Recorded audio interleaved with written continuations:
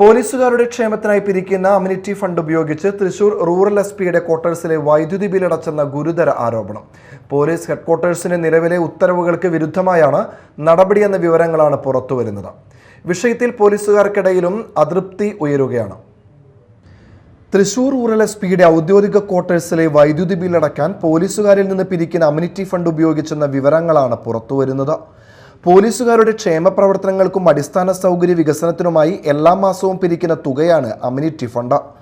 എന്നാൽ ഈ ഫണ്ടിൽ നിന്നാണ് എസ്.പിയുടെ ക്വാർട്ടേഴ്സിന്റെ വൈദ്യുതി ബിൽ പല തവണകളായി അടച്ചതെന്നാണ് രേഖകൾ സൂചിപ്പിക്കുന്നത്.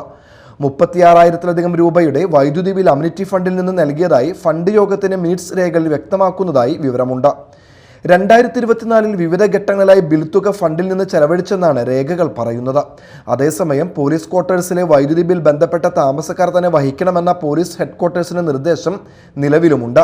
ഈ ഉത്തരവിന് വിരുദ്ധമായാണ് അമ്യൂണിറ്റി ഫണ്ട് ഉപയോഗിച്ചതെന്ന ആരോപണമാണ് ഉയരുന്നത്. വിഷയത്തിൽ പോലീസുകാർക്കിടയിൽ അതൃപ്തി ശക്തമാണെന്നാണ് വിവരം. ക്ഷേമ പ്രവർത്തനങ്ങൾക്കായി പിരിക്കുന്ന തുക മറ്റാവശ്യങ്ങൾക്കായി വിനിയോഗിച്ചുവെന്ന ആരോപണത്തിൽ വിശദീകരണം ആവശ്യപ്പെട്ടും ചർച്ചകൾ സജീവമാവുകയാണ്. Media time, Thrissur.